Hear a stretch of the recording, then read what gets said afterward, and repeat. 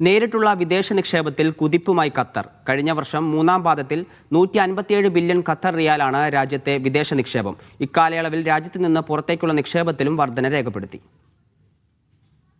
National planning കൗൺസിലാണ് വിദേശ നിക്ഷേപത്തെക്കുറിച്ചുള്ള ഏറ്റവും പുതിയ കണക്കുകൾ പങ്കുവച്ചത്. റിപ്പോർട്ട് പ്രകാരം രാജ്യത്തിനകത്തേക്കും പുറത്തേക്കുമുള്ള നിക്ഷേപത്തിൽ വർധന രേഖപ്പെടുത്തി. 2025 മൂന്നാം പാദത്തിൽ ആകെ വിദേശ നിക്ഷേപം 15,700 കോടി റിയാലാണ്. മുൻവർഷം ഇതേ കാലയളവിനെ അപേക്ഷിച്ച് 7% വർധനയാണ് മേഖലയിൽ രേഖപ്പെടുത്തിയത്.